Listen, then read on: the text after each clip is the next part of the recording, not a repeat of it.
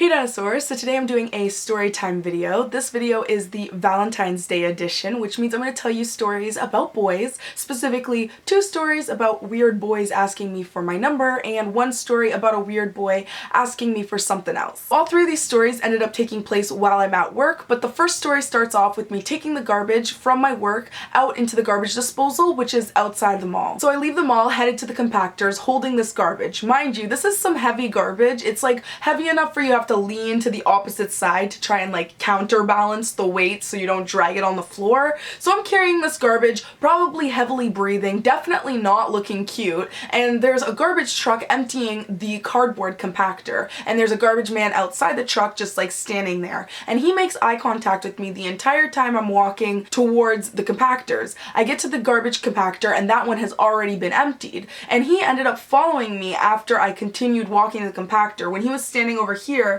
and there's like a wall, he ended up like walking and following me to the compactor, and then he goes, "Hi, what's your name?" And I'm telling him my name, and then he's like, "Do you work in the mall?" And I tell him where I work, and he's just asking me just like random questions, and then I'm obviously grossed out because I'm touching garbage and the compactors are gross. I'm like barely touching the thing to move the compactor, and I'm like grossed out trying to do it quickly and throw the garbage in, close the door quickly, trying to push it back, and he's watching me do this. Mind you, he has gloves on because he's a garbage man. He literally looks at me straight face and goes, "You should wear gloves while doing that.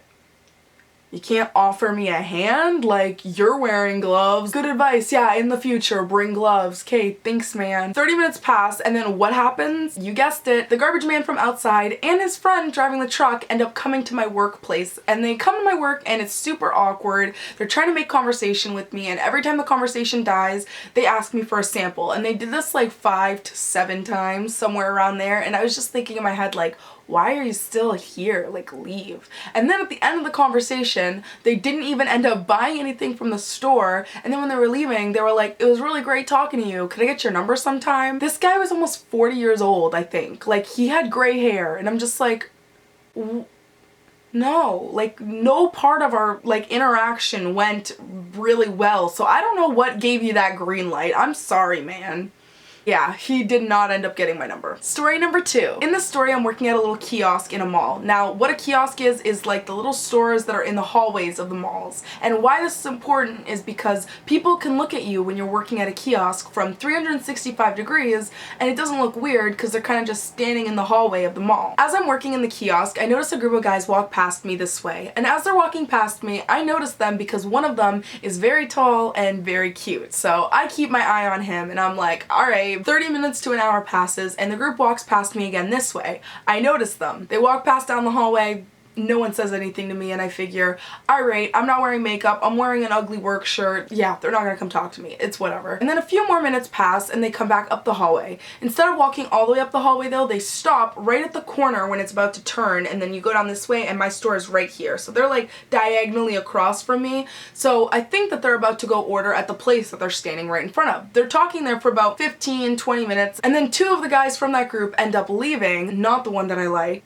And they come over to talk to me, which literally shocked me. I was very surprised because I figured after the amount of times they walked past me, they didn't even realize I was even there. One of them seemed very obvious as the wingman just because he was silent the majority of the time until his friend ran out of stuff to say, and then he would ask me a question but then not respond back to my answer. He would let his friend respond back to me, but I was just like, okay, you're a good wingman, but like, kind of weird, but whatever, I'm just having a good time. The other guy was really funny, so he kept making me laugh, so that was fun. And then right at the end of their purchase, because they ended up buying something, they asked me to write my phone number on their bag. So I was like, whatever, he was cute. He wasn't the friend I wanted to talk to, but I'll let it go. He was cute. So I wrote my phone number on the bag for him, and he ended up walking away. Now here's the weird part. Once they went back to their friends, they walked past my kiosk to leave the mall, and as they were leaving, one of his friends ended up pulling out their phone, and it looked like, and I'm almost certain that he was like filming or Snapchatting me or something, because he was literally like holding the camera, like aiming it towards me as he's walking past the kiosk, and I'm just like,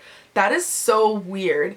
And then I have a friend who's a janitor in the mall, well, two friends who are janitors in the mall, but one specifically in this story, and that janitor ended up coming up to me and going, just so you know, like, those guys were filming you for a while. Like, they kept walking past your store and, like, they were filming you from behind. Like, I saw them filming you. It was weird. And I was just like, huh, why would you film me and then, like, ask me for my number? Like, was it a prank? Like, do you have a YouTube channel too? And it was like, could you get the girl's number? Duh. I might have got pranked. Like, I have no idea why else you would do that. Like, he ended up texting me afterwards and I asked him if his friends were filming me. He denied it, but I'm pretty sure they were filming me, and we didn't talk for much afterwards, so I'm sure he wouldn't admit that through text because that's a weird thing to admit. He was just like, lol, no, they weren't filming you. What? I don't know. Now this story also starts with me taking out the trash, and as I was coming in from taking out the trash, I had this loud cart and I also stopped to have a cigarette before I went into the mall. Now guys, I just want to say right now that I think smoking is super stupid. I'm trying to quit personally. It's addictive. It costs a lot of money and I don't want to promote it in any sense of the word, and I don't want you guys to smoke either. I think it's so stupid.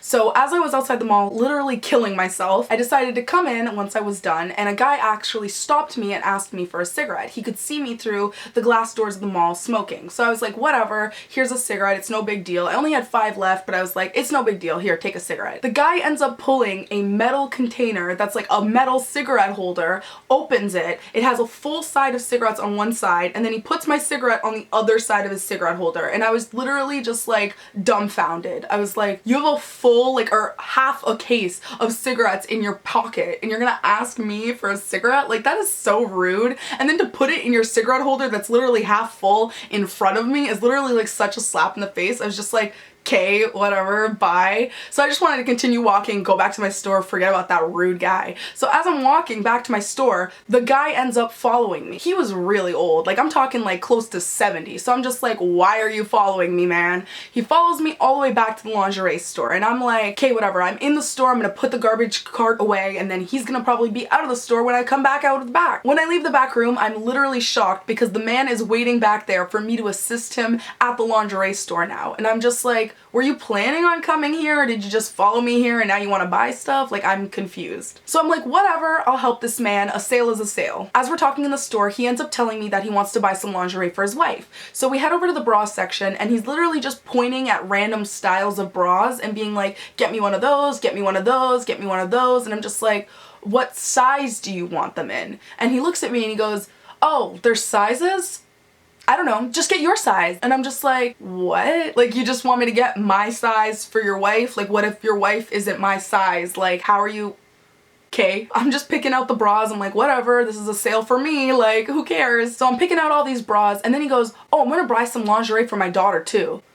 I'm like, that's weird. Okay, you can buy lingerie for your daughter, but I just don't know why you'd tell me that it was also for your daughter, like, you know? And we were looking at nightgowns, and he's just picking random nightgowns. Like, I swear he's not even looking at the sizes, like just picking out like a small nightgown, a large nightgown, like just random things off the shelves that he just thinks look nice, till he has a literal bag that's full of stuff. He looks at his bag of stuff and goes, all right, I think I'm good now, and goes to the cash and buys $500, okay, $500 worth of stuff in my size for his wife and his daughter. 1, why are you buying your daughter lingerie? 2, how are you buying $500 worth of stuff in the randomest sizes ever? And 3, the guy never came back to return anything. So that means he just kept $500 worth of merchandise, or maybe his wife literally was my size, but I doubt that. Like, that is so weird, right? When the man's checking out, I ended up telling him, I hope you have a great day, I hope your wife enjoys all the stuff, while in my head I was thinking, I hope your wife can fit into all the stuff. And then I ended up walking away to go organize another section of the store. Once the man is done shopping with the bags in his hands, he comes up to me and he goes, thank you so much for all your help. I was just wondering if you want to give me your number so I could help you make some extra money sometime.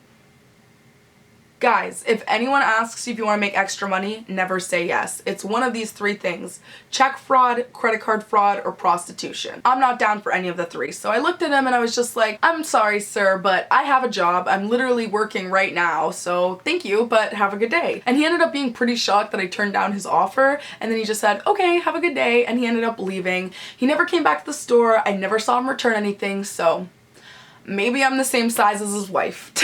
Those are just 3 stories I thought would be funny to tell for Valentine's Day. Remember guys, it's better to be single on Valentine's Day than to be dating a jerk or a creep, and I hope you guys liked this video. If you did, be sure to like this video. Also comment down below other videos you guys want to see done in the future, and subscribe to my channel to become a dinosaur and join the dino family. Bye dinosaurs. Rawr! The Valentine's Day edition. Whatever, what's done is done. When you accidentally tell someone too much, you're fucked.